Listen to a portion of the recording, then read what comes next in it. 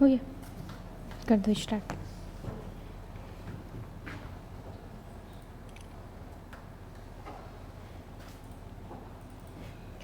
चलिए, नमस्कार, good afternoon सभी को। साध्य पीएससी एकेडमी में आप सभी का एक बार फिर से स्वागत है। तो चलिए भाई, जल्दी से सभी ऑनलाइन आ जाएंगे और सभी एक बार सेशन को शेयर भी कर देंगे। और जितनी भी अभ्यर्थी हमारे साथ जुड़ चुके हैं ऑनलाइन, सभी एक बार चेक करके बताएंगे कि ऑडियो और वीडियो क्लियर आ रही है कि नहीं। ठीक है, अब बहुत हो गया, चलिए मना लिए, रावण वावण मारना हो गया होगा, तो जल्दी से आ जाएंगे सभी, क्योंकि हमको अभी शिक्षक भर्ती का तैयारी करना है। ठीक है, तो इसको भूलना नहीं है।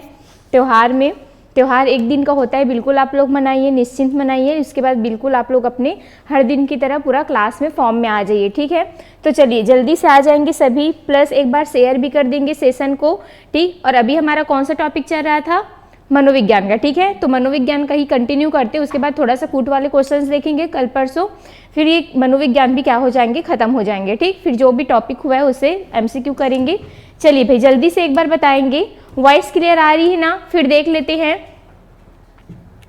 चलिए, सभी को गुड आफ्टरनून। वॉइस एक बार चेक करके बताएंगे कि क्लियर आ रही है ना ऑडियो और वीडियो।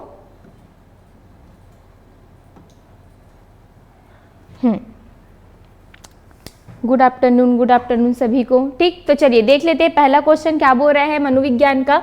शिक्षा व्यक्ति की योग्यता तथा क्षमता का परिचायक है। ठीक है, यह एक कथन है। कथन को बताना है आपको कि किसका कथन है, फ्रेंसन का, रविंद्रनाथ टैगोर जी का, पेस्ट्रोजी जी का, कि महात्मा गांधी जी का। चलिए बताइए किसका कथन है।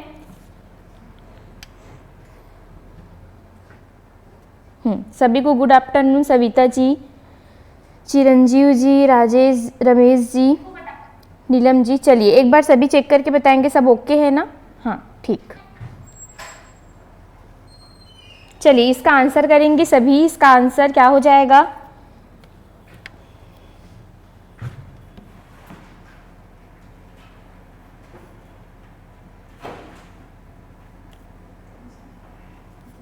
क्या आंसर लगा रहे हैं?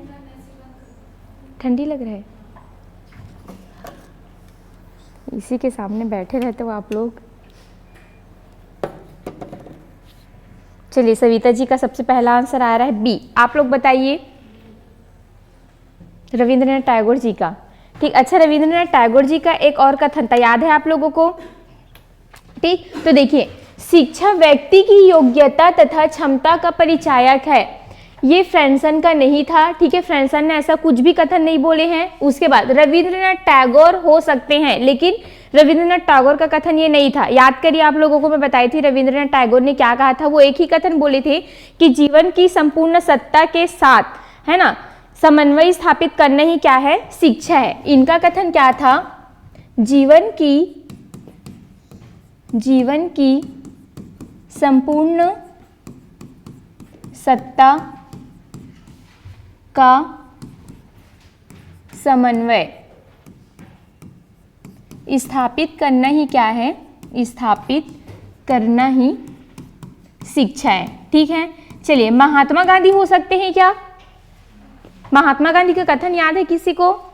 क्या बोले थे महात्मा गांधी ने? बताइए क्या बोले थे? सर्वांगीण विकास के बारे में बात किसने की थी? महात्मा गांधी ने। इन्होंने कहा था कि शिक्षा से मेरा अभिप्राय मन और किसका? मन और, चलिए याद करिए, बताइए, मन और मस्तिष्क का क्या है? सर्वांगीण विकास है, मन और मस्तिष्क का सर्वांगीण। तो जहाँ पे मन और मस्तिष्क का सर्वांगीण विकास के बारे में बोलने का अगर कुछ आता है तो पक्का वो किनका है, महात्मा गांधी जी का। कभी कभी ऐसा होता है आपको यहाँ पे मन और मस्तिष्क नहीं दिए रहेंगे, जहाँ पे आपको सर्वांगीण दिखे तो बिल्कुल सर्वांगीण, बच्चों के सर्वांगीण विकास के बारे में बात हमेशा कौन करते थे, तो महात्मा गांधी। ठीक है, तो जहाँ पे भी आपको सर्वांगीण दिखे फट से आपको महात्मा गांधी को क्या करना है, क्लिक करना है। तो आपको रविंद्रनाथ टैगोर का कथन याद रखना है कि जीवन की संपूर्ण सत्ता का समन्वय स्थापित करना ही क्या है, शिक्षा है। शिक्षा के बारे में इन्होंने कहा था। ठीक वैसे ही महात्मा गांधी ने कहा था कि शिक्षा से मेरा अभिप्राय मन और मस्तिष्क का क्या है, सर्वांगीण विकास है। रविंद्रनाथ टैगोर का क्या था बताओ,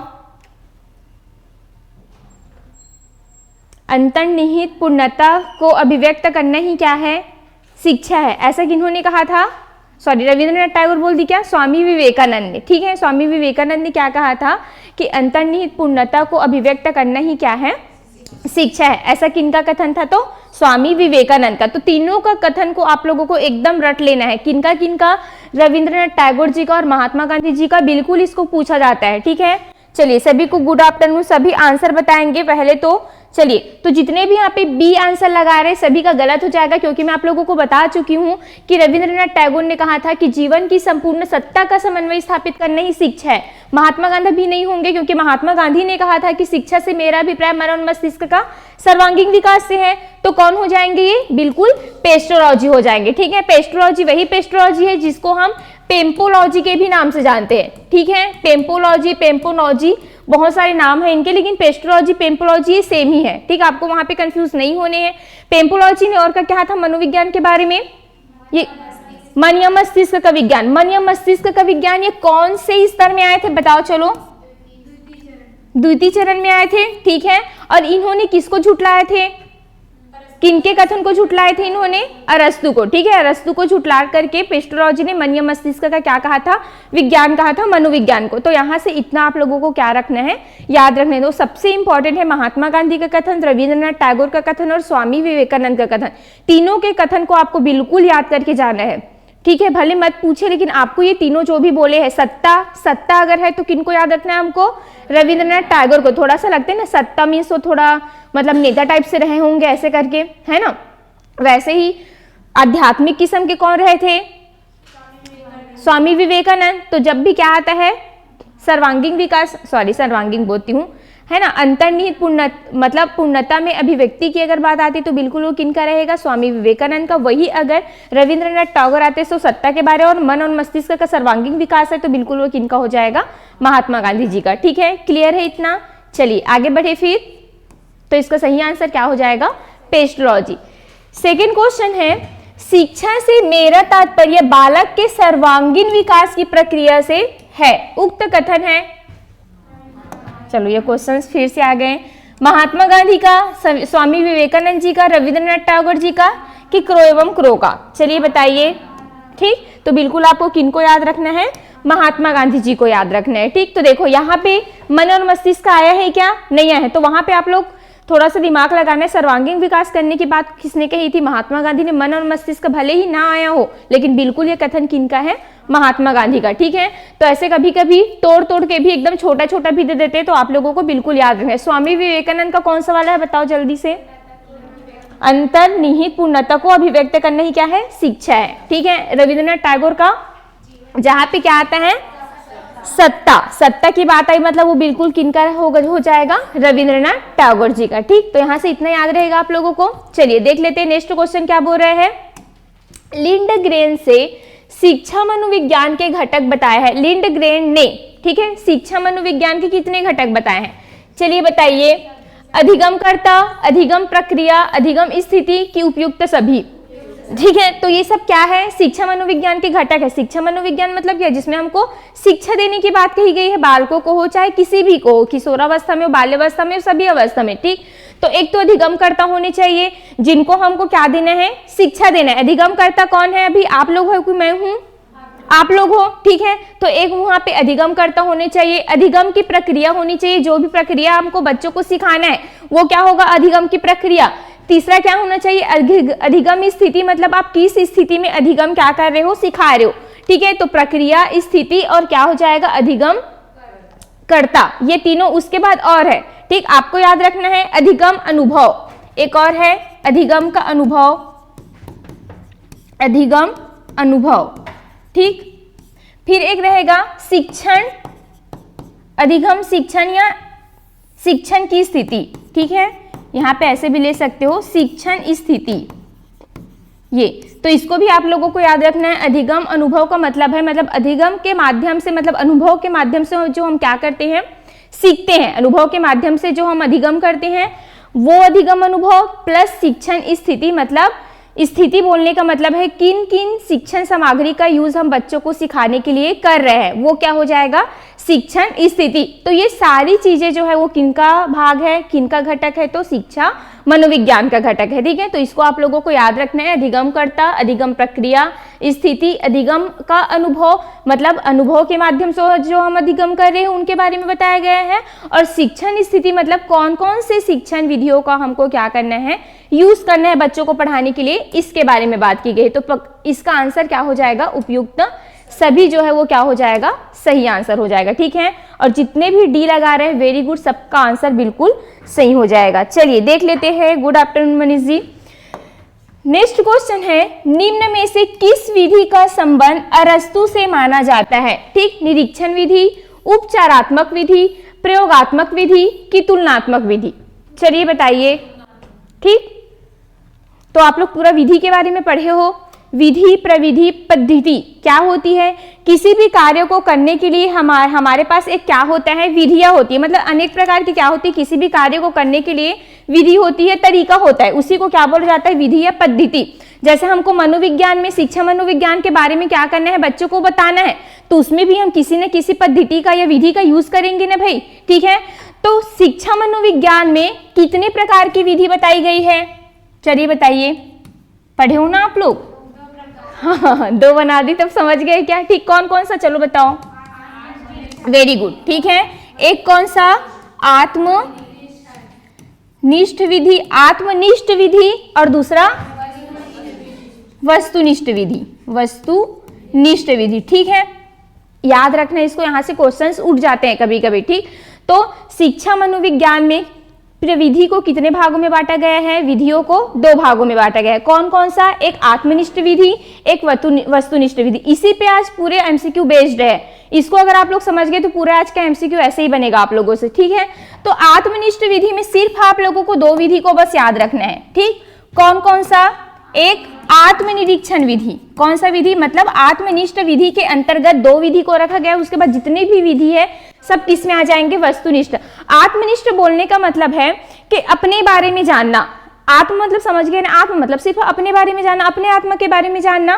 तो अपने मन मस्तिष्क आत्मा के बारे में अगर हमको जानना रहेगा तो हम कौन सी विधि का यूज करेंगे, आत्मनिष्ठ विधि का यूज करेंगे। तो बिल्कुल आत्मनिष्ठ विधि के अंतर्गत अपने आप के बारे में जानने का ये विधि रहेगा, और सेम वस्तुनिष्ठ विधि में हम दूसरे के बारे में जानने की क्या करेंगे, कोशिश करेंगे। ये दूसरे के बारे में जानने की क्या रहेगी, विधि रहेगी। तो आत्मनिष्ठ विधि को हम दो भागों में बांटे हैं, एकदम याद कर लेना। उसके बाद इधर आपको कुछ याद करने की जरूरत नहीं, इधर दुनिया भर का रहेगा। तो एक रहेगा आत्मनिष्ठ विधि, ठीक है, अच्छा सॉरी, आत्मनिरीक्षण विधि, आत्मनिरीक्षण विधि, ठीक, क्योंकि ये भी क्या है, आत्म से आप लोगों को आत्मनिष्ठ याद रखने, और आत्मनिष्ठ के अंतर्गत एक आत्मनिरीक्षण विधि को रखे, और एक कौन सा, गाथा वर्णन विधि, ठीक है, एक कौन सा, गाथा वर्णन विधि। चलिए क्या आंसर लगा रहे हैं सभी, हाँ वेरी गुड, सबका बिल्कुल सही है, आत्मनिष्ठ और वस्तुनिष्ठ। तो आपको बस आत्मनिष्ठ और वस्तुनिष्ठ को बस याद रखना है कि आत्मनिरीक्षण मतलब यहाँ पे सिर्फ अपने ही आपके बारे में क्या करना, प्रयोग करना, निरीक्षण करना, परीक्षण करना, जो भी चीजें हैं अपने आप के बारे में आपको क्या करना है, यहाँ पे परीक्षण करना है, ये आत्म परीक्षण विधि होता है। गाथा वर्णन विधि मतलब क्या होगा, ये एक क्या होता है, जैसे आपके जो पूर्वानुभव होंगे, ठीक है, या अभी के जो व्यवहार होंगे उनका ये लेखा जोखा करती है। लेखा जोखा करने का मतलब है, जैसे हम खुद कभी कभी देखना आप लोग, जो बड़े बड़े महान पुरुष होते हैं उन लोग अपने बारे में खुद कहानियां लिखते हैं, जिसको हम क्या बोलते हैं, जीवनी बोलते हैं कि आत्मकथा बोलते हैं, बताओ। जीवनी और आत्मकथा में अंतर भी पढ़े होंगे आप लोग स्कूल में। आत्मकथा अपने बारे में लिखना मतलब क्या होगा, आत्मकथा होगा। जीवनी मतलब क्या होगा, दूसरे के बारे में लिखना, ठीक है।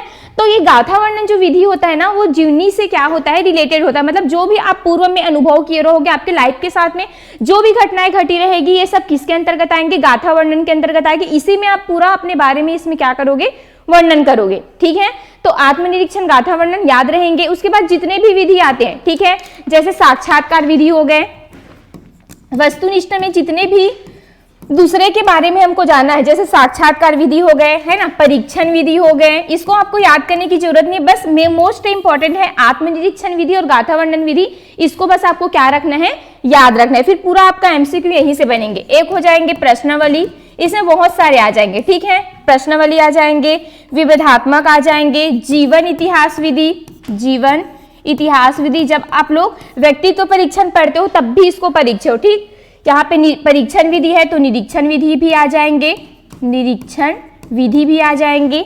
ठीक है, मनोविश्लेषणात्मक विधि भी आ जाएंगे,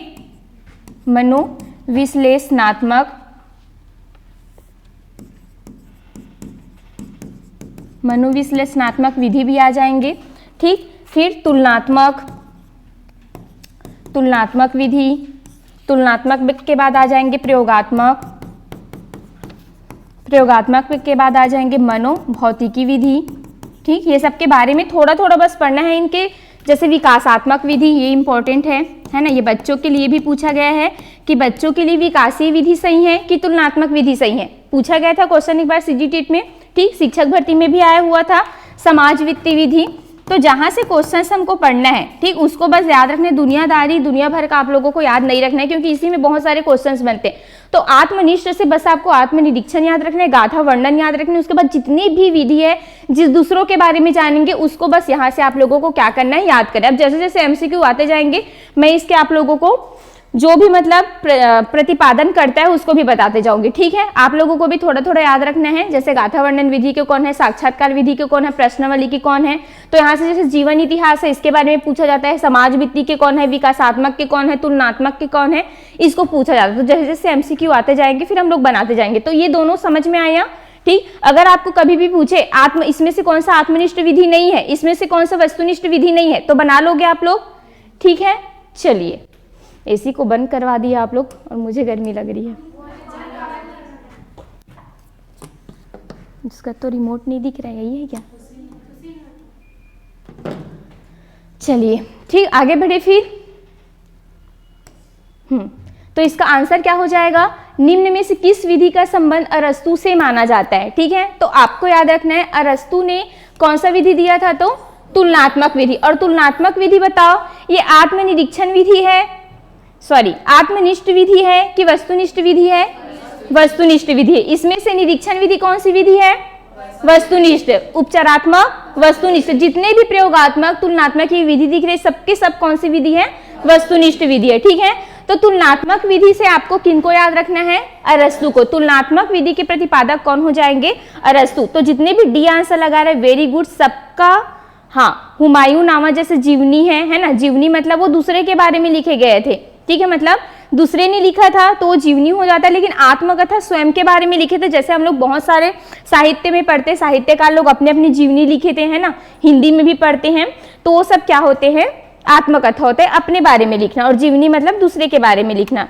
सही है, ठीक। चलिए, तो इसके बाद क्या था, जैसे निरीक्षण विधि है, ठीक है, तो निरीक्षण विधि में आपको किनको याद रखना है? जे.बी. वॉटसन को। ठीक है, इनको कौन दिए थे?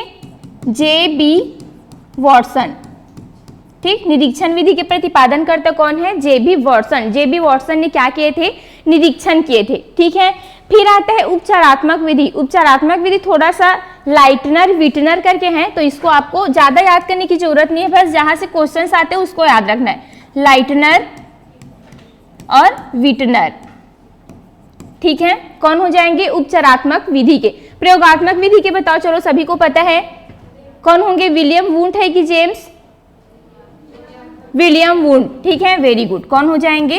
विलियम वुंड हो जाएंगे। तो यहां से आपको इतना याद रखना है। ठीक है, चलिए, हाँ, लिटनर विटनर। ठीक, तो लाइटनर विटनर कौन हो जाएंगे? उपचारात्मक विधि के जनक हो जाएंगे। निरीक्षण विधि के जनक कौन हो जाएंगे? जे.बी. वॉटसन हो जाएंगे। प्रयोगात्मक विधि के कौन हो जाएंगे? विलियम वुंट हो जाएंगे। और तुलनात्मक विधि किससे संबंधित है? तो अरस्तु थे। अरस्तु ने कौन से विधि दिए थे? तो तुलनात्मक विधि दिए थे। क्लियर है सभी को? चलिए आगे बढ़ते हैं। शिक्षा मनोविज्ञान का क्षेत्र नहीं है बोला गया, नहीं है। चलिए भाई बताएंगे। रुचिया, बुद्धिया, दंड, अभिप्रेरणा। ठीक, तो इंटरेस्ट जगाना है बच्चों में। हमको इंटरेस्ट जगाने के लिए ही तो हम लोग शिक्षा मनोविज्ञान पढ़ते हैं जी, कि शिक्षा मनोविज्ञान क्यों पढ़ रहे हैं? बच्चों को हमको जानना है, बच्चों में हमको रुचि कैसे लानी है, ऐसे कौन से मेथड का यूज करें कि बच्चे हमारे क्लास में अच्छे से पढ़े, उनको ज्यादा से ज्यादा समझ में आए, सभी इंटरेस्ट के साथ पढ़े। तो ये तो बिल्कुल है। ठीक, बुद्धि का क्या करवाते हो? उनमें विकास करवाते हैं कि नहीं करवाते हैं? तो बुद्धि भी हो जाएगा। ठीक, अभिप्रेरणा, मोटिवेशन, जब तक आप बच्चों को मोटिवेट नहीं करोगे, है ना, जैसे अगर वो क्लास में गिनती भी पूरा बता रहा है, लिख के दिखा रहा है, आप गुड, है ना, वेरी गुड, ये सब दो ना, मोटिवेट करो ना आप उनको। कैसे लिख के नहीं दिखाएगा? आपको खुद बोलेंगे कि मैम मुझे गुड दो ना, वेरी गुड दो ना। जब मैं सब चीज को अच्छा लिखा तो आप मुझे गुड कैसे नहीं दो? तो उनके लिए क्या है? मोटिवेशन का काम करता है वो। आप जितना ज्यादा मोटिवेट उनको करते हो ना, उतना ज्यादा बच्चे सीखते हैं। तो बिल्कुल ये भी क्या हो जाएगा? सही। लेकिन दंड क्या है? नकारात्मक है। दंड हमको बच्चों को देनी है क्या? नहीं। कभी कभी हमको पॉजिटिव वे में इनको लेकर के चलना होता है, दंड और किनको? पुरस्कार को। ठीक है, नैतिक विकास में भी बोला जाता है दंड और पुरस्कार बच्चों के लिए जरूरी भी होता है कभी कभी। लेकिन एकदम से यहाँ पे दंड दिया है, सभी जो है वो क्या है?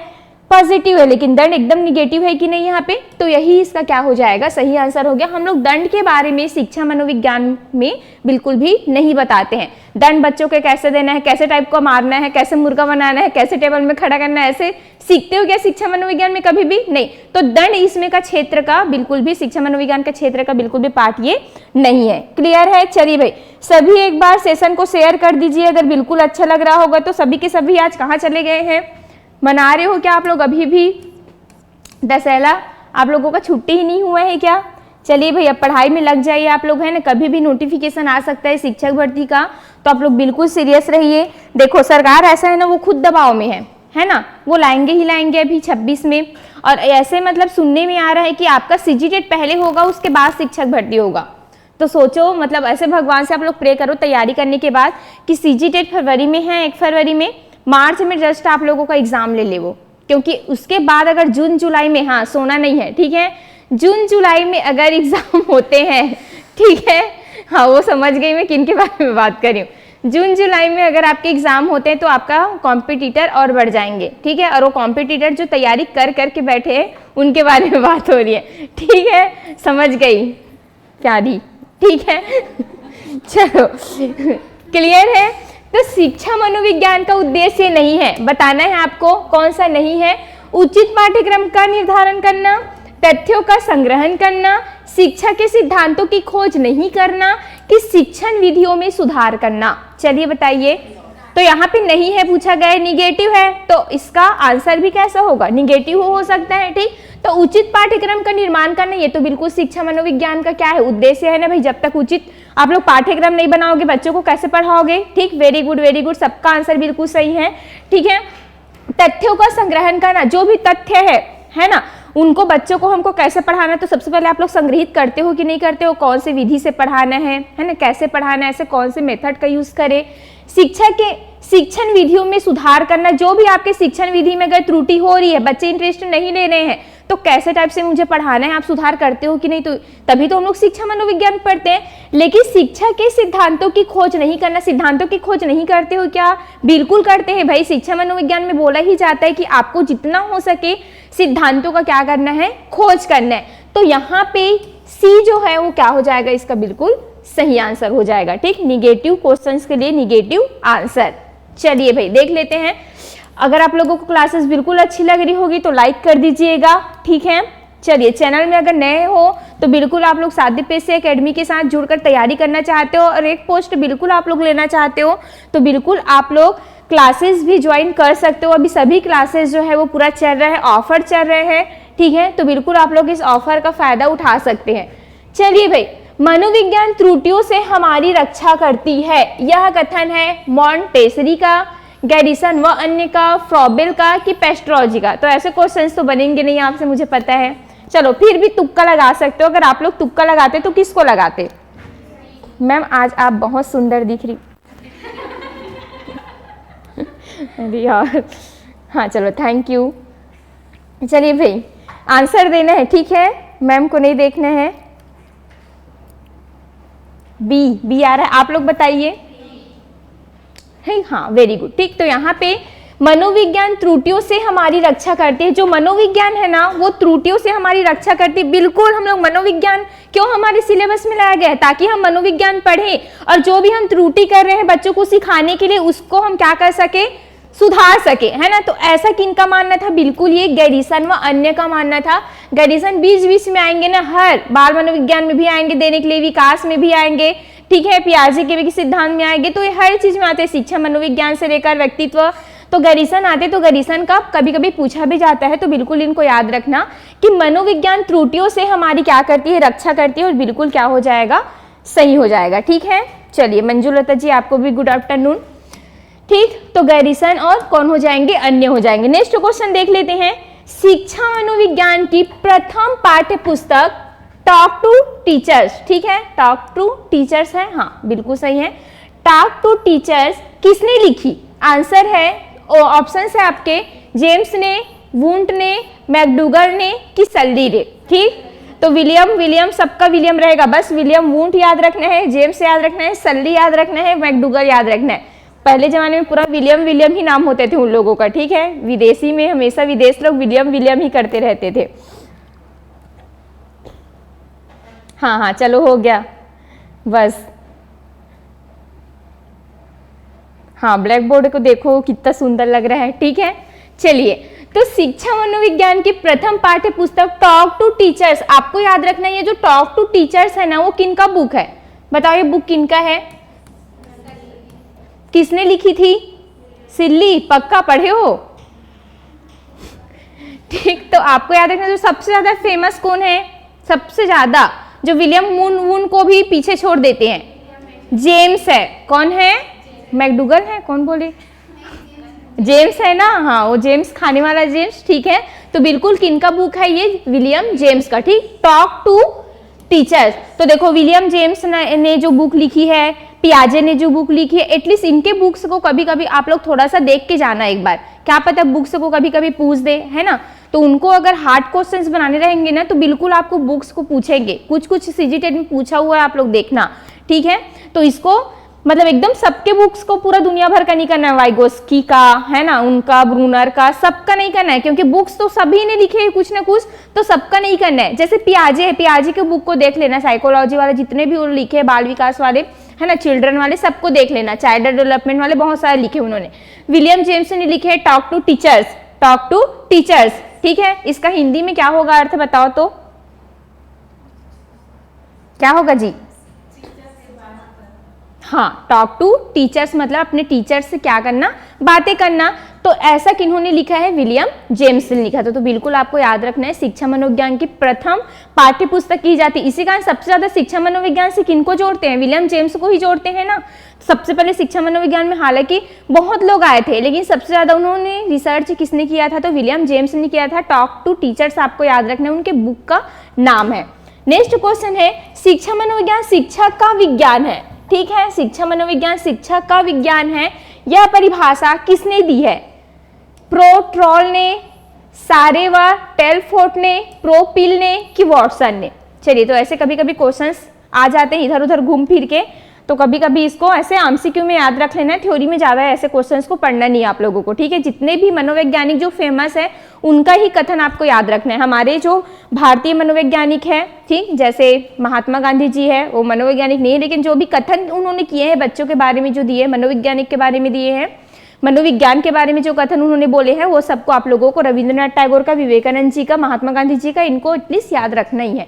तो शिक्षा मनोविज्ञान विज्ञान शिक्षा का विज्ञान है, ऐसा प्रोपिल ने कहा था। किसने कहा था, तो प्रोपिल ने कहा था, ठीक है। किसने कहा था भाई, बिल्कुल प्रोपिल ने कहे थे, ठीक। वेरी गुड, जितने भी बी आंसर लगा रहे हैं सबका आंसर गलत हो जाएगा, सी हो जाएगा इसका आंसर। देख लेते हैं नेक्स्ट क्वेश्चन क्या बोल रहे हैं, किसी कार्य को करने का ढंग या तरीका क्या कह रहा था, एकदम इजी, विधि पद्धति प्रस्तावना की ए और बी दोनों। और अब भी बताई हूं, किसी भी कार्य को करने की पद्धति, है ना, ढंग क्या कहलाता है, क्या आंसर लगा रहे हो? 10 का डी आ रहा है, वेरी गुड। कविता जी का सी, 9 का, अच्छा ठीक, डी, वेरी गुड। ठीक, तो जितने भी डी लगा रहे, देखो अब भी जस्ट बताई हूं कि किसी भी कार्य को करने की क्या पद्धति है ना, तकनीकी ढंग, तरीका, ये सब क्या कहलाते हैं? विधि भी कहलाते हैं और पद्धति, दोनों सेम ही होते हैं। और हम लोग ने अभी शिक्षा मनोविज्ञान में देखे कि नहीं, शिक्षा मनोविज्ञान को कितनी पद्धतियों में बांटे हैं? तो 2 भागों में। ठीक है, कौन कौन सा? एक आत्मनिष्ठ विधि और एक कौन सा? वस्तुनिष्ठ विधि। ठीक, आत्मनिष्ठ विधि के अंतर्गत कौन कौन सी विधि को याद रखना है? आत्मनिरीक्षण और गाथा वर्णन, बस इसी को बस याद रखना, उसके बाद उधर का याद नहीं रखना। जितने भी क्या आएंगे, विधि आएंगे, पद्धति आएंगे, वो सब किसके अंतर्गत है? वस्तुनिष्ठ विधि के अंतर्गत। बस कभी कभी मैं बताऊंगी कि ये मनोवैज्ञानिक का नाम आपको याद रखना है। जैसे तुलनात्मक विधि, किसको याद रखना है? तुलनात्मक विधि में अरस्तु को याद रखना है। ठीक है, तुलनात्मक विधि, विकासीय विधि, ये सब में आप लोगों को याद रखना है। देख लेते हैं, वस्तुनिष्ठ विधि नहीं है। देखो आ गए आप क्वेश्चंस, वस्तुनिष्ठ विधि नहीं है। ठीक, प्रश्नावली विधि, आत्मनिरीक्षण विधि, साक्षात्कार विधि की जीवन इतिहास विधि।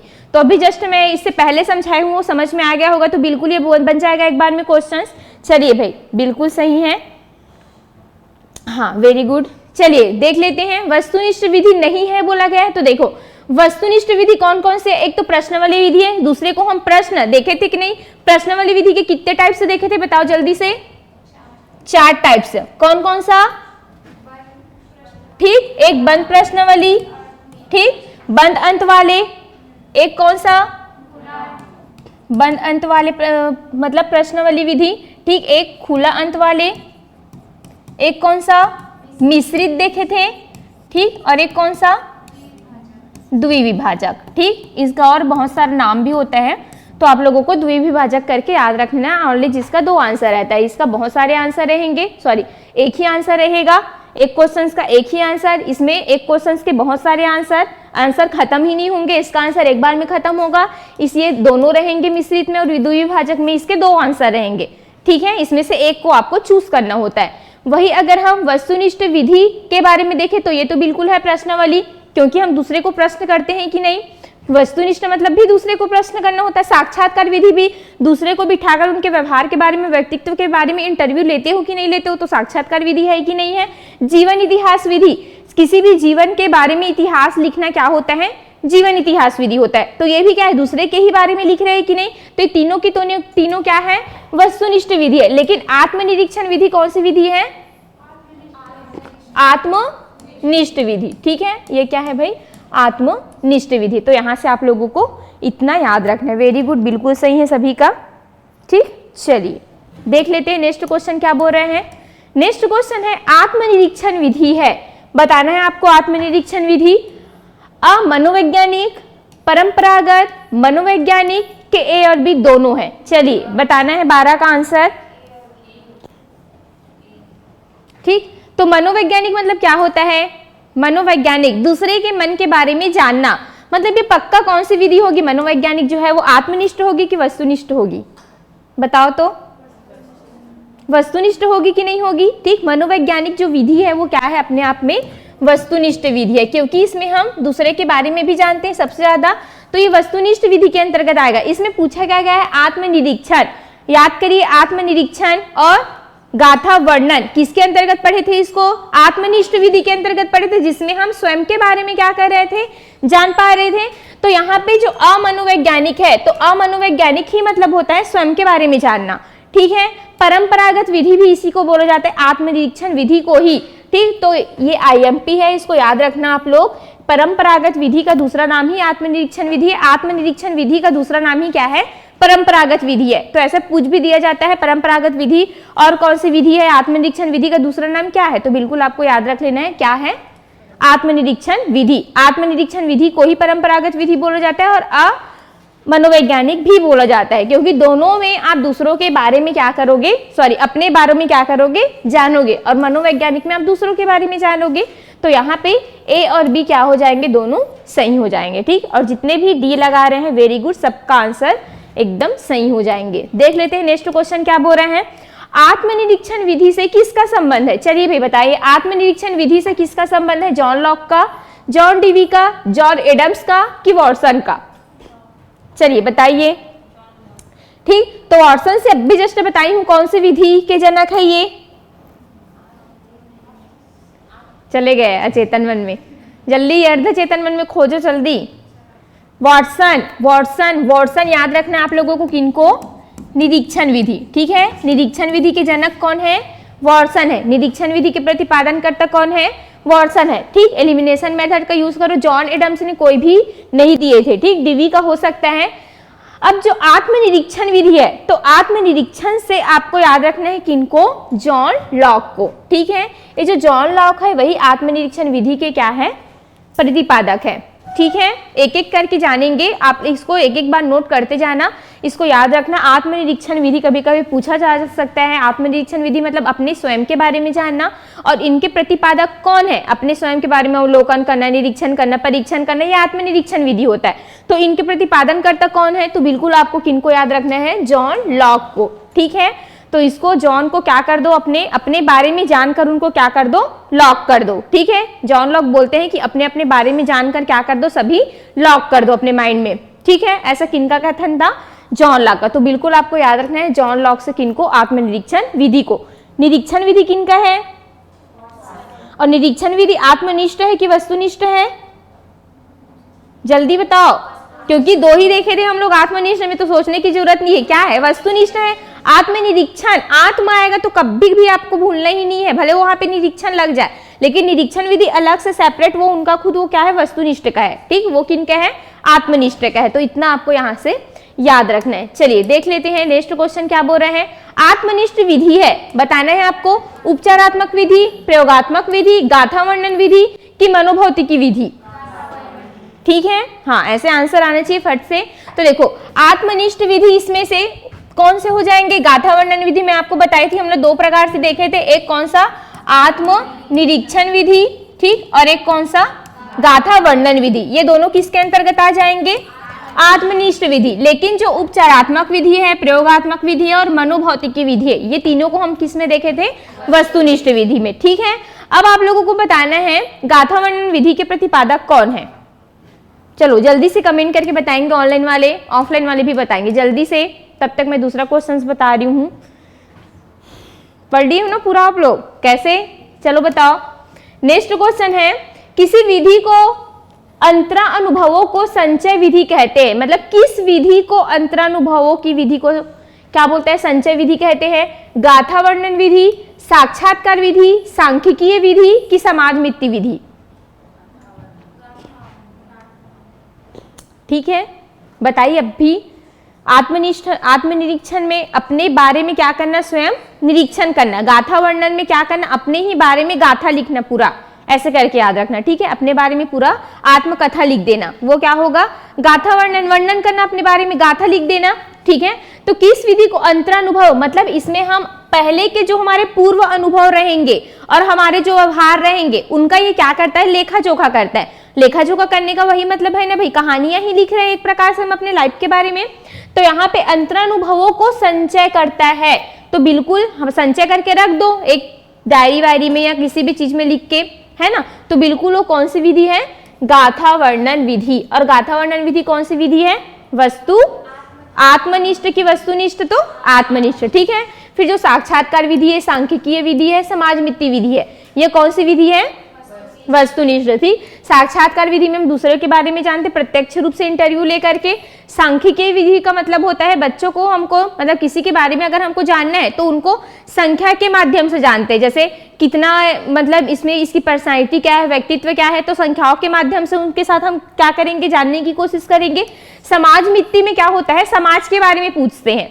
ठीक है, वही वाली बात हो गई, जब शादी करने के लिए लड़का लड़की देखने के लिए जाते तो दो चार जनों से पूछते हैं कि नहीं, घर में समाज से पूछते हैं कि नहीं, हाँ कर व्यवहार कैसे है बता। तो ठीक, तो बिल्कुल वही कौन सी विधि है? समाज मित्ति विधि, जिसको हम लोगों ने कौन से विधि के अंतर्गत रखा है? वस्तुनिष्ठ विधि के अंतर्गत रखा है। ठीक है, तो ये सब क्या है? दूसरों के बारे में जानने का विधि हो जाएगा। देख लेते हैं नेक्स्ट क्वेश्चन। ठीक, तो नेक्स्ट क्वेश्चन देखने से पहले आप लोगों को बता देती हूँ कि बिल्कुल अभी साध्य पीएससी एकेडमी में सभी क्लासेस जो है वो संचालित हो चुके हैं, है ना। तो आप लोग भी अगर बिल्कुल एक सिलेक्शन चाहते हैं इस बार शिक्षक भर्ती में, तो बिल्कुल हमारे साथ जुड़ करके आप तैयारी कर सकते हैं। यहाँ पे सभी कक्षाएं आपके लिए बिल्कुल बहुत ही कम शुल्क में हमारे द्वारा लिए मतलब आपके लिए दिए जा रहे हैं, जिसमें अगर आप व्यायाम शिक्षक का तैयारी कर रहे हो, चाहे आप योग शिक्षक का, क्योंकि इनके पोस्ट आने ही आने हैं, ठीक है। शिक्षक भर्ती में ऑनलाइन ऑफलाइन क्लास प्लस आपको रिकॉर्डेड क्लास, लाइव क्लास, इसके साथ साथ आपको टेस्ट सीरीज, रोजाना एमसीक्यू, है ना, बहुत ही ज़्यादा मतलब जो भी विषय विशेषज्ञ है ना, सिलेक्टेड टीचर है, उनके द्वारा आपको पढ़ाया जाएगा। सीजी टेट का क्लासेस चल ही रहा है, अभी टेस्ट सीरीज भी हो चुका है, तो आप बिल्कुल ज्वाइन कर सकते हो कि कैसे टाइप से क्वेश्चंस आते हैं, वहाँ पे आप लोगों को पता चल जाएगा।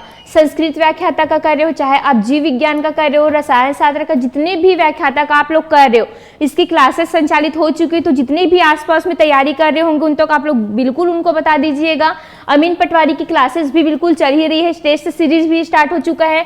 शिक्षक भर्ती में भौतिकी, है ना, भौतिकी व्याख्याता का अगर कोई तैयारी कर रहे हो, हिंदी व्याख्याता का कर रहे हो, तो इसका भी बिल्कुल, अगर आप लोगों को इंडिविजुअल क्लासेस चाहिए, जैसे बाल विकास स्पेशल साहू सर बहुत ही बेहतरीन तरीके से आप लोगों को क्लास में ही याद करवा देते हैं, है ना, तो साहू सर के माध्यम से अगर आपको पढ़ना है सीडीपी बस की क्लासेस, तो वो भी आपको इंडिविजुअल मिल जाएगी। स्पेशल हिंदी नवीन सर का, ये भी आपको मिल जाएंगे। संविधान की क्लासेस स्पेशल सर के द्वारा एक ई बुक भी बहुत जल्दी जो है वो लाएंगे, ठीक है। तो जयेश सर के द्वारा संविधान प्लस, अगर आप लोग सीजीपीएससी मेंस के लिए भी तैयारी कर रहे हो, तो बिल्कुल अविनाश सर के द्वारा, मनीष सर भारत के भूगोल, तो ये सभी क्लासेस आपको, चाहे ईवीएस हो, राकेश सर के द्वारा, है ना, सीडीपी हो, इतिहास हो, तो सभी की क्लासेस आपको यहाँ पे इंडिविजुअल भी मिल जाएगी। तो बिल्कुल आप लोग बहुत ही कम दामों में इसको परचेस कर सकते हैं, ठीक है। चलिए मैं बता देती हूँ। तो देखिए गाथा वर्णन विधि में क्या होगा, गाथा वर्णन में क्या करेंगे, हम स्वयं के बारे में क्या करेंगे। देखो मैं आप लोगों को एक आत्मनिष्ठ बताई थी, ठीक, और एक वस्तुनिष्ठ बताई थी। तो आत्मनिष्ठ में हम लोग क्या देखे थे, एक आत्मनिरीक्षण विधि देखे थे, ठीक, और एक कौन सा विधि देखे थे, गाथा वर्णन विधि देखे थे, गाथा वर्णन। तो आत्मनिरीक्षण में हम क्या करते थे, स्वयं के बारे में निरीक्षण करना, और इसमें क्या होता है गाथा वर्णन में, मतलब आप जो पूर्व का अनुभव किए रहोगे, ठीक, उसको पूरा आप क्या करोगे, लेखा जोखा करोगे। मतलब जो भी आपके साथ स्टार्टिंग में हुआ रहेगा, बाल्यावस्था से लेकर के पूरा किशोरावस्था में क्या क्या हुआ, आपके कॉलेज में, स्कूल लाइफ में, सारी चीजों को, फिर आपके साथ कौन कौन सी घटना हुई है, सब आपको एक पेज में क्या करोगे, उसको लिखोगे, ठीक। तो ये क्या होता है गाथा वर्णन, मतलब अपने आप के बारे में आप वर्णन करोगे। वही आप कौन से विधि, जीवन इतिहास, ठीक है। तो जीवन इतिहास में भी आप क्या करोगे, इसी को आप क्या करोगे, अपने जो जीवन का इतिहास है उसको भी आप इसी में क्या करोगे, पिरोगे। मतलब गाथा वर्णन और जीवन इतिहास में मतलब वहां पे आप दूसरे के बारे में, जीवन के इतिहास के बारे में लिखोगे, लेकिन गाथा वर्णन में आप स्वयं के बारे में लिखोगे। अब क्लियर है, जीवन इतिहास किससे संबंधित है, वस्तुनिष्ठ विधि के अंतर्गत रखे हैं कि नहीं है। तो वस्तुनिष्ठ के अंतर्गत रखे मतलब वहां पे आप दूसरे के ही बारे में जानोगे। तो जीवन इतिहास विधि में आप क्या करोगे, दूसरों के इतिहास के बारे में जानोगे, ना कि अपने इतिहास के बारे में, ठीक है भाई। तो यहाँ पे गाथा वर्णन में आप अपने इतिहास के बारे में जानोगे पूरा, और जीवन इतिहास में आप दूसरों के जीवन के इतिहास के बारे में जानोगे। अब क्लियर है दोनों, ठीक है। हाँ, पॉलिटिकल साइंस का पोस्ट है कि नहीं मैम, आएगी निर्मला जी, सभी का पोस्ट आएगा, आप लोग टेंशन मत लीजिए, ठीक है। तो चलिए इसका क्या आंसर लगा रहे हो आप लोग, समझ में आया इतना, ठीक, समझ में आया ना, एक बार बता दो। हाँ ठीक, चलिए। तो प्रश्नावली विधि का आदि जनक किनको बोला जाता है, तो आदि जनक आपको याद रखना है, ठीक। गुरु का भी गुरु, कौन गुरु, आर.एस. Woodward, SR. वुडवर्ड, सुकरात की प्लेटो, ठीक। तो वेरी गुड, बिल्कुल सही है। प्रश्नावली विधि के आदि जनक कौन हो जाएंगे, तो सुकरात हो जाएंगे। उनके बाद जो भी प्रश्नावली विधि को, है ना, अरस्तु, वुडवर्ड, ये सब लोग थोड़ा थोड़ा लेकर के आए, लेकिन सबसे पहले इनको लाया किसने था, तो सुकरात ने लाए थे। तो बिल्कुल आपको प्रश्नावली विधि को किनको याद रखना है, सुकरात को, ठीक है। तो चलिए, थैंक यू बोलने की जरूरत नहीं है, तो मेरा काम है जी, ठीक। आप लोग जो भी डाउट्स रहता है ना क्लियर, वहां पे बोल दिया कीजिए। नेक्स्ट क्वेश्चन है, उत्पत्ति मूलक विधि है। उत्पत्ति मूलक, उत्पत्ति से आप लोग क्या समझ रहे हैं, किसी भी चीज का क्या होना, उत्पत्ति होना, मतलब जड़ से लेकर के पूरा उनका क्या होना, उत्पत्ति होना। साक्षात्कार विधि है, परीक्षण विधि है, प्रयोगात्मक विधि है, जेनेटिक्स विधि है। थोड़ा सा आप लोग दिमाग लगाओ, इसका आंसर बता लोगे। हाँ ना, मारूंगी ना, नहीं पढ़े हो, लेकिन उत्पत्ति मूलक विधि पढ़े हो क्या, नहीं पढ़े हो, चलो कोई बात नहीं, मैं बता दूंगी थोड़ा सा इसके बारे में। चलिए 17 का डी आ रहा है सभी का, ठीक। वेरी गुड, जितने भी डी लगा रहे हैं, मैं बोली ना थोड़ा सा दिमाग लगाओ हो जाएगा। मैं क्या बोली, उत्पत्ति। उत्पत्ति कैसी उत्पत्ति, मतलब हम लोग विकास पढ़ते हैं भ्रूणावस्था से लेकर की कब तक, पूरा जब तक हमारा मृत्यु नहीं हो जाता है ना, मतलब जीवन पर्यंत चलते रहता है, जीवन पर्यंत, है ना, विकास ऐसे पढ़ते हैं ना बच्चों के बारे में। तो यहाँ पे उत्पत्ति मूलक विधि की बात की गई है। उत्पत्ति मूलक मतलब जन्म से लेकर मृत्यु तक जो भी चीजें हमारी, उत्पत्ति से लेकर जो भी चीजें हमारी जागृत हो रही है, हमारे साथ होती है, उन्हीं को बोला गया है उत्पत्ति मूलक विधि, मतलब इनके बारे में जानना। तो ये हो साक्षात्कार होगा क्या, एलिमिनेशन मेथड का यूज करो। साक्षात्कार में हम दूसरे के बारे में इंटरव्यू लेते हैं कि नहीं लेते, दूसरे के बारे में, व्यक्तित्व के बारे में जानते, तो ये तो बिल्कुल नहीं होगा। परीक्षण विधि में हम क्या करते हैं, एक तो हम आत्म परीक्षण अगर यहाँ पे दिया रहता, आत्मनिरीक्षण, तब वो आत्मनिष्ठ में आता। तो यहाँ पे कौन सा है, ये निरीक्षण विधि दिया हुआ है, तो वस्तुनिष्ठ है कि आत्मनिष्ठ है, वस्तुनिष्ठ है, तो ये भी होगा क्या, नहीं होगा। ठीक है, परीक्षण विधि में हम दूसरे का क्या करेंगे, परीक्षा लेंगे। जैसे बच्चों का हम क्या लेते हैं, टेस्ट लेते हैं, परीक्षण लेते हैं कि नहीं, तो ये परीक्षण विधि भी नहीं होगा। प्रयोगात्मक विधि में हम क्या करेंगे, प्रयोग करेंगे जी। ठीक, प्रयोगों के माध्यम से हम बच्चों को सिखाते हैं, तो वो क्या होता है, प्रयोगात्मक विधि। प्रयोग पर हम उनको क्या करेंगे, टेस्ट लेंगे, उनका प्रयोग करके हम उनका टेस्ट लेंगे, तो ये प्रयोगात्मक विधि होगा। जेनेटिक्स विधि क्या होगा, जेनेटिक्स मतलब समझ रहे हो, जीन्स जो हमारे पूर्वज से हमको मिला होता है, ठीक है, तो इसको हम जेनेटिक्स विधि भी बोल देते हैं कभी कभी। ठीक है, ये विकासात्मक विधि भी बोलते हैं, इसी को क्या बोला जाता है, इसी को विकासात्मक विधि भी बोला जाता है। ठीक, तो आपको याद रखना है, चाहे उत्पत्ति मूलक की बात हो, विकासात्मक विधि पढ़े हो कि नहीं पढ़े हो, ये कब यूज होता है बच्चों के लिए, सरसावस्था, बाल्यावस्था, किशोरावस्था तक पूरा यूज करते हो कि नहीं, विकासात्मक विधि का ही, विकासीय विधि का यूज करते हैं ना सबसे ज्यादा बच्चों में। तुलनात्मक कभी नहीं लेना है, हमेशा क्या लेना है, विकासीय विधि लेना है, क्योंकि विकासीय विधि से ही हमको पता चलता है कि बच्चों का विकास कैसे कैसे होता है। पहले सरसावस्था होता है, फिर बाल्यावस्था होता है, पहले वो भ्रूण में रहता है, फिर सरसावस्था, बाल्यावस्था, किशोरावस्था, ऐसे जाते हैं पूरा विकास। तो उसी को जेनेटिक्स बोला गया है, क्योंकि हमको हमारी कुछ चीजें जो है वो वंशानुक्रम, वातावरण, कुछ चीजें जो है वंशानुक्रम भी प्राप्त होता है, कुछ चीजें वातावरण से हम लोग क्या करते हैं, सीखते हैं, ग्रहण करते हैं, है ना। तो उसी को उत्पत्ति भी बोला गया है। उत्पत्ति मतलब जहां से हमारी उत्पत्ति हुई है, भ्रूण से हमारी उत्पत्ति हुई, तो इसी को बोला गया है भ्रूणावस्था से लेकर जीवन पर्यंत। और ऐसा कौन सी विधि में होगा, विकासात्मक विधि में होता है कि नहीं होता है, तो बिल्कुल इसका सही आंसर क्या हो जाएगा, जेनेटिक्स विधि हो जाएगा। ठीक है, तो ऐसा आपको बिल्कुल वहां पे एलिमिनेशन मेथड का यूज करना है। अगर नहीं आता है तो एटलीस्ट ऐसे क्वेश्चंस बन जाते, बाद में ना छोड़ के आते हो ना, तो आपका ना खुद जिया खटता है जी, है ना, अरे यार ये तो मेरे से बन जाता है, एलिमिनेशन मेथड का यूज करती तो बना लिए रहती। क्योंकि देखो तीनों के बारे में आपको पता है, एक के बारे में नहीं पता है, तो क्या वही तो होंगे क्या उसका आंसर। तो ऐसे एलिमिनेशन मेथड का यूज करो आप लोग। ठीक है, चलिए देख लेते हैं नेक्स्ट क्वेश्चन क्या बोल रहे हैं। उपचारात्मक विधि का अन्य किस नाम से जाना जाता है, नैदानिक विधि, क्लिनिकल मेथड विधि, ए और बी दोनों की, विकासात्मक विधि। तो देखो विकासात्मक विधि तो हम लोग पढ़ ही लिए हैं, इसमें तो बच्चों का विकास के बारे में बात होती है, सरसावस्था, बाल्यावस्था, किशोरावस्था के बारे में, जन्म से लेकर पूरा जीवन पर्यंत चलते रहता है। तो ये होगा क्या, नहीं होगा।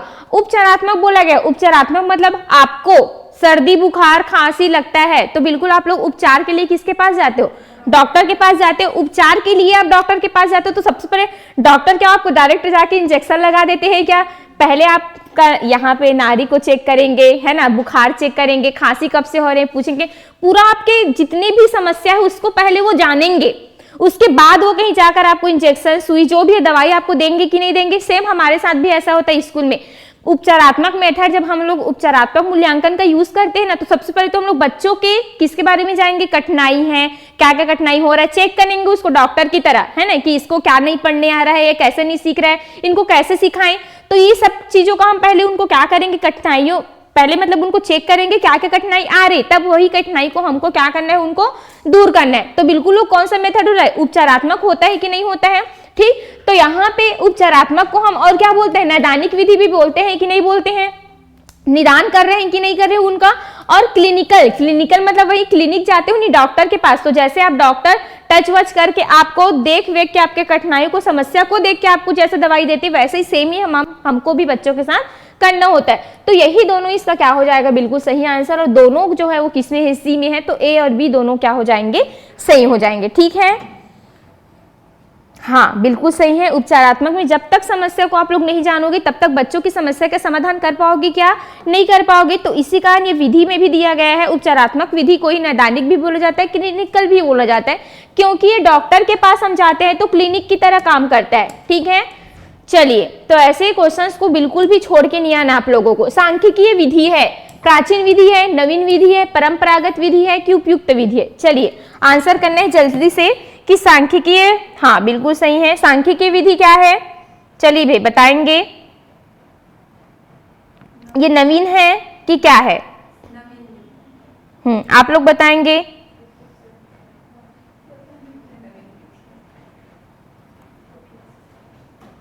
हाँ बिल्कुल सही है।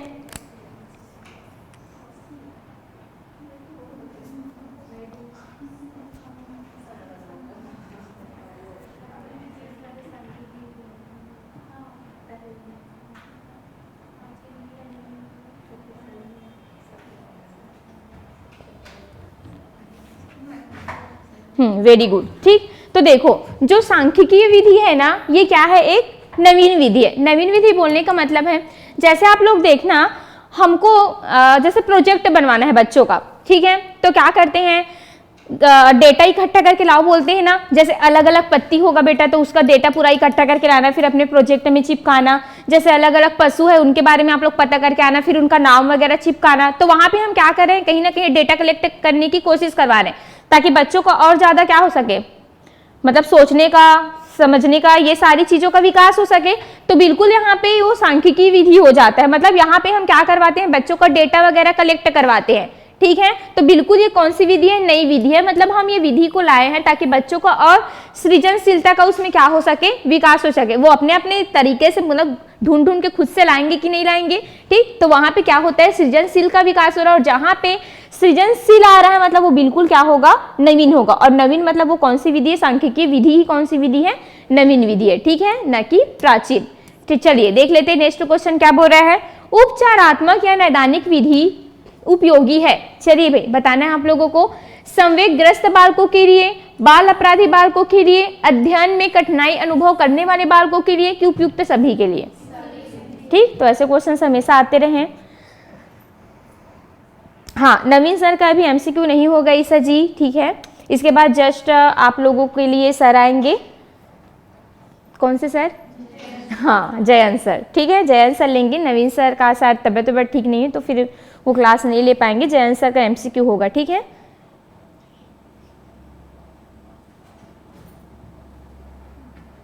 हाँ आज से बिल्कुल डेली होगा, लेकिन वही है स्वास्थ्य ना सर का थोड़ा ठीक नहीं है तो आज नहीं आए हैं, तो कल से लेंगे, आपका कंटिन्यू क्लास होगा। तो यहाँ पे उपचारात्मक बोलो, चाहे नैदानिक बोलो, चाहे क्लिनिकल विधि बोलो। ठीक है, संवेगग्रस्त बच्चों के लिए भी बिल्कुल उपयोगी है। संवेगग्रस्त मतलब समझ रहे हो ना, किसी को बहुत ज्यादा चिड़चिड़ापन, जल्दी से गुस्सा आना, किसी को मार वार देना, चाकू छुरी निकाल देना, बिल्कुल वो संवेगग्रस्त रहेंगे। तो इनके लिए भी ये क्या रहेंगे, उपयोगी रहेंगे। बाल अपराधी बालकों के लिए भी कैसे रहेंगे, ये उपयोगी रहेंगे। ठीक, और अध्ययन में कठिनाई अनुभव करने वाले बालकों के लिए, मतलब जिनको पढ़ने में भी कैसे होती, कठिनाई होती, तो बिल्कुल ये सभी बालकों के लिए हम लोग उपचारात्मक विधि का यूज करते हैं कि नहीं करते, बिल्कुल करते हैं। तो उपयुक्त सभी के लिए क्या है, ये यूजफुल है। देख लेते हैं नेक्स्ट क्वेश्चन क्या बोल रहा है। विकासात्मक विधि का प्रतिपादन किसने किया, ग्रेगर जॉन मेंडल ने, कार्ल पियर्सन ने, लाइटनर विटनर ने कि आर.एस. फीसर ने। चलिए बताइए किसने किसने किया था। हाँ ठीक, तो लाइटनर विटनर किनका था बताइए, चलिए जल्दी से। Very good. ठीक, उपचारात्मक विधि के कौन थे, ये प्रतिपादन करता थे।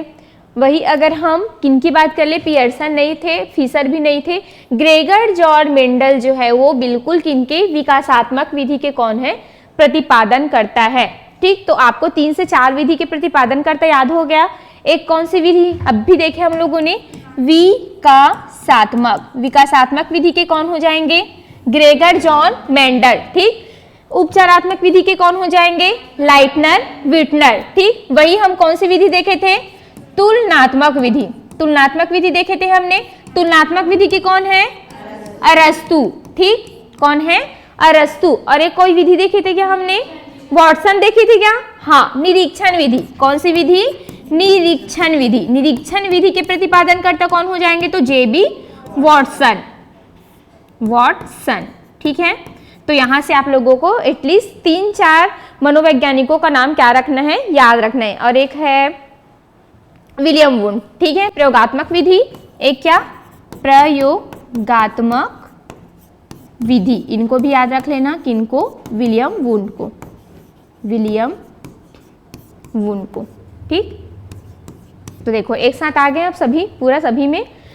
तो विकासात्मक विधि के प्रतिपादन कौन है? Gregor John Mendel. विकासात्मक ग्रेगर जॉन मेंडल, क्योंकि देखो ग्रेगर जॉन मेंडल ने क्या किए थे? किस पर रिसर्च किए थे? वंशानुगत को जानने के लिए। कनेक्ट करो थोड़ा सा, वंशानुगत को जानने के लिए वो किन पर प्रयोग किए थे? मटर के चने पर। और उन्होंने वंशानुगत को देखा था कि नहीं देखा था कि एक पीढ़ी से दूसरी पीढ़ी वंशानुगत कैसे ट्रांसफर होती है, ठीक है। और यहाँ पे हमने विकासात्मक विधि को भी कौन सा विधि कहा था? वंशानुगत विधि कहा था कि नहीं, ठीक है। और जेनेटिक्स विधि कहा था कि नहीं कहा था? तो बिल्कुल वहां से जेनेटिक्स आता है, विकासी विधि आता है, ठीक है, वंशानुक्रम विधि आता है। तो बिल्कुल वो किनको लेना है आप लोगों को? ग्रेगर जॉन मेंडल को लेना। अब याद रहेगा ये, ठीक। विकासात्मक बोलो, विकासीय बोलो, चाहे आप कौन सा विधि बोलो, वंशानुक्रम बोलो, चाहे आप जेनेटिक्स बोलो, ठीक। ये इनका रहेगा। वही हम लाइटनर विटनर को देखे थे। उपचार करने के लिए डॉक्टर के पास जाते हैं, तो इसको और एक क्या? मेडिकल क्लिनिकल, ठीक है। तो क्लिनिकल क्या था? ये थोड़ा इंग्लिश वर्ड है, तो आपको याद रखना है लाइटनर विटमर को, लाइटनर विटमर, ठीक। वही अगर हम किसकी बात करें? तुलनात्मक विधि के, ये भी आईएमपी है, मोस्ट आईएमपी। अरस्तु को याद रखना है, तुलनात्मक विधि के लिए तुलना करते हैं हमेशा। अरस्तु जो है वो। निरीक्षण विधि के लिए आपको जेबी वॉटसन को याद रखना है। और वही हम प्रयोगात्मक विधि की बात करें तो बिल्कुल किनको याद रखना है? विलियम वुंड को। प्रयोगात्मक मनोविज्ञान के जनक विलियम वुंड को भी कहा जाता है, ठीक। तो बिल्कुल याद रख लेना है, प्रयोगात्मक विधि किनका है? विलियम वुंड का, ठीक। चलिए देख लेते हैं नेक्स्ट क्वेश्चन। विकासात्मक या उत्पत्ति मूलक विधि द्वारा अध्ययन किया जाता है बाल्यावस्था का, किशोरावस्था का, गर्भावस्था का, कि उपयुक्त सभी का, ठीक है।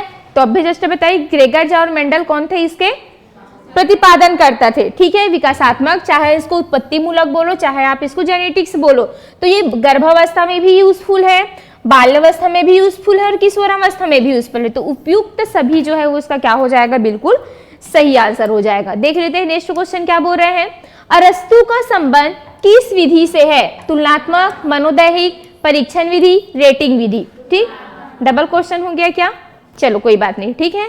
तो अरस्तु का संबंध किससे है भाई? तुलनात्मक विधि से। अब जितने भी विधि है याद हो गए ना? चलो परीक्षण का बताओ जल्दी से, अब भी लिखवाई थी। परीक्षण विधि के प्रतिपादन करते बताओ जल्दी, कौन है जी? अच्छा निरीक्षण का बताई थी ना? हाँ, परीक्षण का नहीं है, ठीक। मुझे लगा ये निरीक्षण का कौन है? वॉटसन है, ठीक है। परीक्षण का नहीं है। प्रयोगात्मक के कौन हो जाएंगे? विलियम वुंड, ठीक। चलिए देख लेते हैं प्रयोगात्मक विधि के। देखो आ गया, प्रयोगात्मक विधि के प्रवर्तक कौन है? चलिए बताइए। विलियम जेम्स है, विलियम वुंड है, मोरेनो है कि टाइटमैन है? कौन है? विलियम वुंड, ठीक है। चलिए वेरी गुड, सबका आंसर बिल्कुल सही है।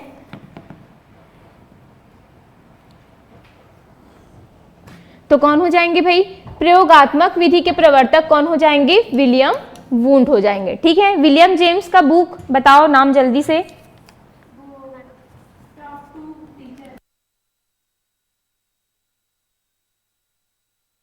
हाँ, टॉक टू टीचर्स, ठीक है। चलिए गुड। फिर आज का हमारा लास्ट क्वेश्चन है, प्रयोगात्मक विधि प्रारंभ होती है किससे? समाधान से, कारण से, बुद्धि से कि समस्या से? ठीक। ऐसा हम क्या करते हैं जिसके लिए हमको प्रयोग करना पड़ता है? तो जब तक देखो समाधान से होगा क्या भाई? समाधान तो लास्ट स्टेज हो जाता है। जब तक हमारे पास कोई समस्या नहीं आएगा तो हम लोग उनका प्रयोग करेंगे क्या? हाँ वेरी गुड वीरेंद्र जी, बिल्कुल सही है। प्रयोग करेंगे क्या? नहीं। तो हमारे पास समस्या क्या है? हमारा सबसे प्रथम चरण होता है। समस्या क्या होता है? सबसे प्रथम चरण।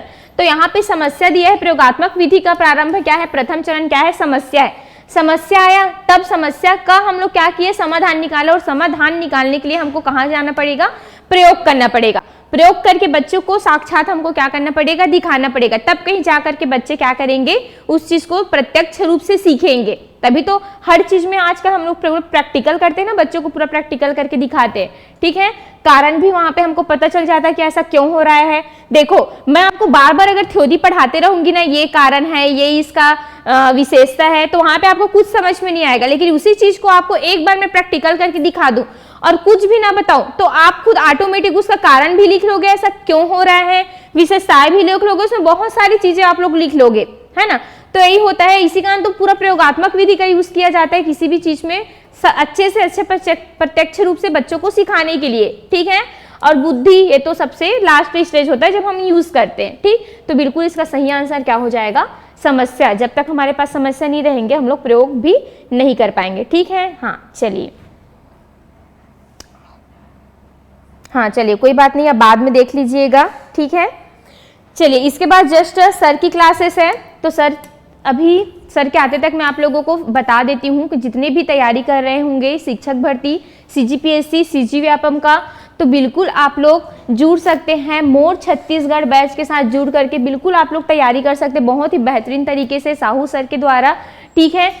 ये क्लासेस जो है वो मतलब इसमें आप लोगों को 10,000 MCQ सहित पूरा 1 साल की वैलिडिटी के साथ आपको मिल जाएंगे। तो बिल्कुल आप लोग हमारे नंबर दिए हुए हैं साधीपेसे एकेडमी का, अगर आप लोगों को चाहिए तो बिल्कुल आप लोग नंबर देख सकते हैं और कॉल कर लीजिए इसमें, ठीक है। अभी ऑफर चल रही है, 7,000 का था मात्र, लेकिन अभी आपको 3,500 में ये मिल जाएंगे। तो बिल्कुल आप लोग जो भी तैयारी कर रहे हैं उन तक ये जो भी इंफॉर्मेशन है आप लोग पहुंचा दीजिए, ठीक है। वैसे ही अमीन पटवारी की पोस्ट आ ही चुके, नोटिफिकेशन आ ही चुके, आप लोग तैयारी भी लग चुके हो तैयारी में। तो इसका टेस्ट सीरीज हमारे साधीपेसे एकेडमी के द्वारा बिल्कुल जारी हो चुका है, जिसमें आप लोगों को नवीन परीक्षा पैटर्न पर आधारित प्रश्नों की श्रृंखला देखने को मिल जाएंगे। मॉडल टेस्ट सीरीज संपूर्ण पाठ्यक्रम पर आधारित रहेंगे, ठीक है, विषयवार रहेंगे, विषय विशेषज्ञों के द्वारा ये टेस्ट सीरीज को बनाया गया है, सिलेक्टेड टीचर्स के द्वारा।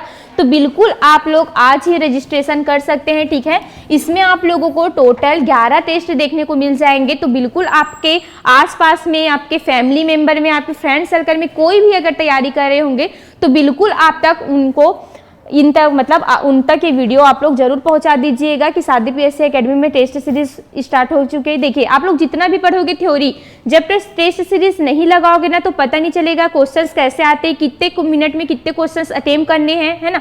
तो हमको बहुत ज्यादा जरूरी हो जाता है क्वेश्चंस अटेम्प्ट करना, टेस्ट सीरीज लगाना। आप लोग पढ़ के जाइए ना, वहां पे समझ में भी नहीं आएगा कि 4 ऑप्शंस दिए रहेंगे कि ये है, ऐसा होता है। लेकिन आप बार बार जब टेस्ट सीरीज लगाते हो ना तो उस सब चीज का प्रैक्टिस हो जाता है, तो वहां पे जो गलतियां यहाँ पे करते हो ना तो वहां पे वो गलती नहीं होती, ठीक। इसके लिए हम लोग टेस्ट सीरीज लगाते हैं, तो बिल्कुल आप लोग ज्वाइन कर सकते हैं, ठीक है।